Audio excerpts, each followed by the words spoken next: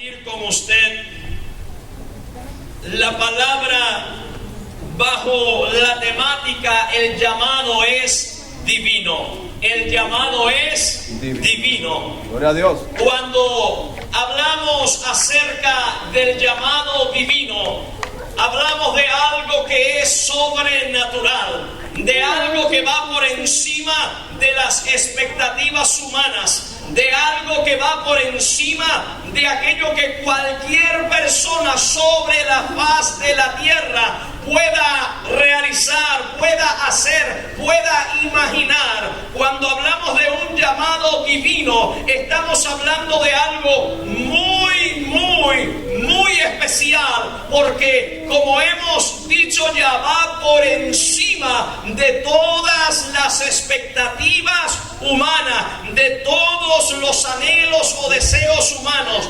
El ser llamado por un ser divino como lo es nuestro Dios, amado hermano, es lo más maravilloso y lo más especial que le puede acontecer a cualquier ser humano. Gloria a Dios, aleluya. Puede ser el ser humano más poderoso sobre la faz de la tierra, puede ocupar la escala social más elevada, más alta, conocida dentro de la sociedad humana, pero cuando hablamos del llamado divino, el llamado de Dios sobrepasa toda escala de cualquier escala humana dentro de la sociedad. Gloria a Dios, aleluya. Ser llamados por Dios es más importante que ser llamado por el mismo presidente de esta nación. Ser llamado por Dios es más importante que ser llamado por la reina actual al otro lado del mundo. Ser llamado por Dios es más importante que cualquier persona que pueda ocupar un lugar de fama en nuestra sociedad. Ser llamado por Dios es más interesante y es más importante y ocupa un lugar mucho más primordial que ser llamado por cualquier artista de televisión de nuestros días. Ser llamado por Dios conlleva una responsabilidad también aún mayor y más especial que cualquier otra cosa. Santo Dios, aleluya. Ser llamado por Dios es lo más maravilloso que nos puede ocurrir a cada uno de nosotros.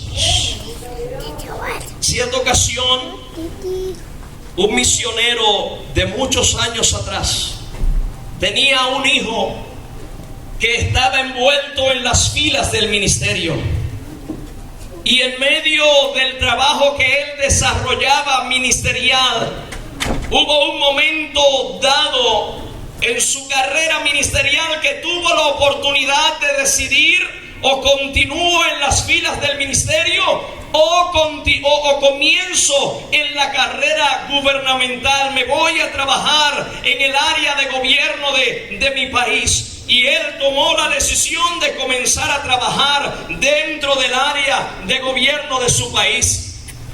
Al tiempo de estar desarrollando este trabajo, esta carrera, su padre recibe una carta de un amigo que le preguntaba cómo estaba la familia.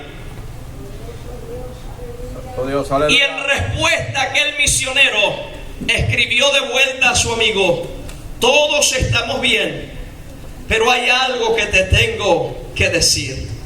Lamentablemente, mi hijo ha bajado de rango porque dejó de servir al reino de Dios para servir al reino de los hombres. Aleluya. No hay nada más especial, no hay nada más maravilloso que poder servir dentro del reino de Dios. Santo Dios, aleluya. No quiero degradar cualquier posición que nosotros podamos ocupar dentro de la sociedad. Dios nos puede utilizar en diferentes áreas dentro de la sociedad, pero si nos dieran a escoger si servir a la sociedad o servir al reino de Dios, y dicho sea de paso, no queremos decir, amado, que cuando servimos a Dios no servimos a la sociedad, porque precisamente de eso se trata. Cuando usted y yo servimos dentro del reino de Dios, estamos sirviendo a la sociedad porque estamos ayudando a reconstruir la situación que está ocurriendo a nuestro alrededor. Pero si tuviéramos que decidir entre una cosa y otra, debemos de estar claros en qué es más importante, en qué lugar nosotros podemos servir mejor, en qué lugar Dios puede usarnos mejor, en qué lugar nuestra vida va a producir mejor, porque estoy seguro, por lo que establece la palabra, que cuando estamos trabajando dentro del reino de Dios, estamos trabajando para eternidad, mientras que trabajamos para el reino humano, estamos trabajando por cosas pasajeras, efímeras, que hoy están pero mañana pueden desaparecer. Pero cuando trabajamos para el reino de Dios, lo que hacemos tiene producto para la eternidad. Hay bendición eterna, hay producto eterno cuando nosotros trabajamos para el reino de Dios. Amén. Aleluya. Lo que hacemos para el reino humano aquí en la tierra quedará, pero lo que hacemos para el reino de Dios, disfrutaremos de ello por la eternidad. Por eso Cristo dijo claramente: hacéis tesoros en el cielo. Gloria a Dios. Amén. Fíjese, amado, de aquí, de la tierra, nosotros no podemos llevarnos nada para el cielo. Santo. De aquí de la tierra nosotros no podemos llevarnos nada para el cielo. Aleluya. No podemos llevarnos nada a la eternidad.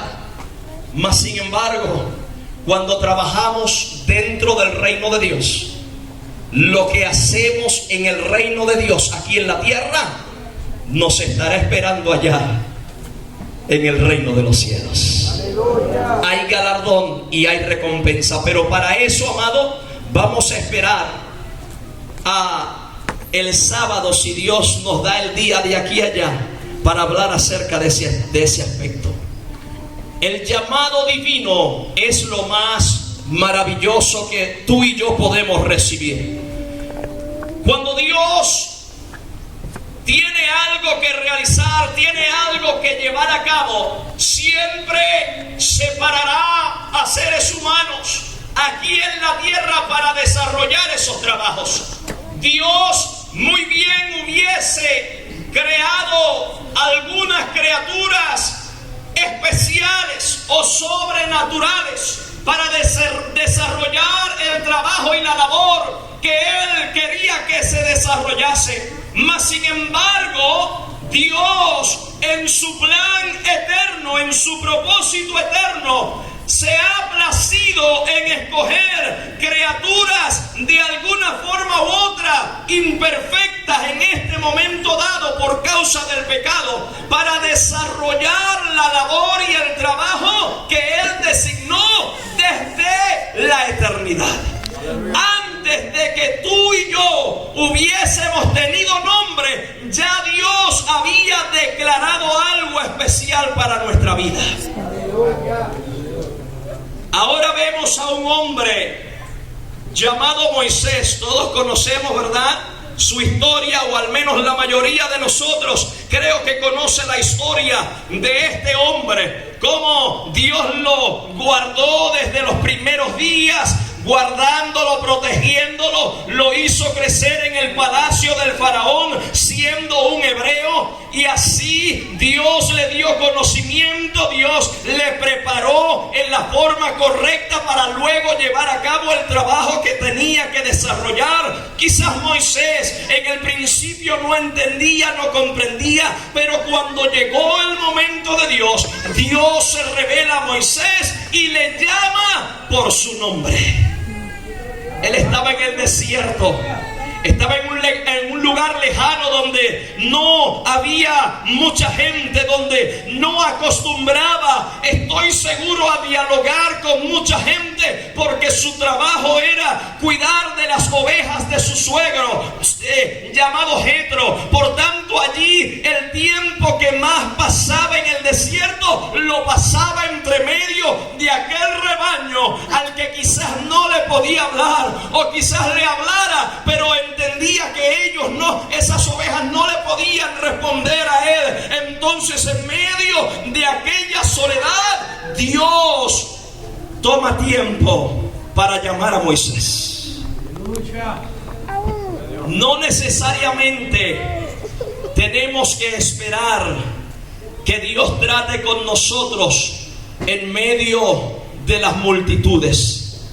Hay momentos donde Dios quiere tratar con nosotros a solos, donde podamos estar con Él en la intimidad, y allí podemos escuchar la voz de Dios hablar a nuestra vida y darnos dirección y darnos guianza y dejarnos saber qué es lo que Él quiere que nosotros hagamos. Y en medio de aquel desierto, la Biblia dice que Moisés contempló un arbusto, una zarza que estaba encendida en fuego, mas aquella zarza, mientras ardía, no se consumía, y aquello llamó la atención de Moisés. Dios siempre buscará llamar nuestra atención. Cuando Dios nos va a llamar, cuando Dios tiene un trato y un propósito con nosotros, Dios buscará la forma de llamar nuestra atención.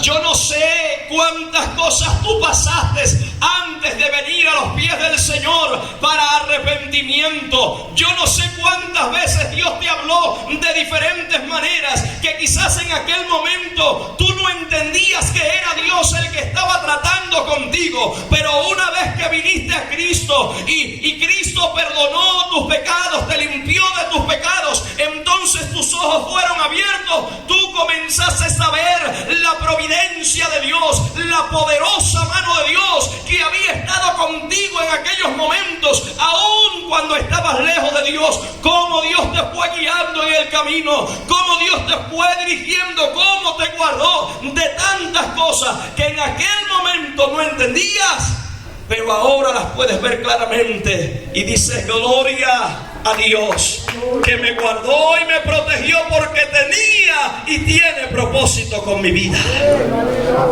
Yo no sé si usted pasó por eso, pero yo puedo testificar acerca de eso.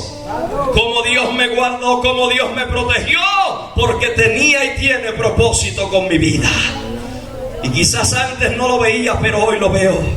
Con Moisés pasaron cosas similares, pero ahora, en aquel desierto solitario, escucha la voz de Dios.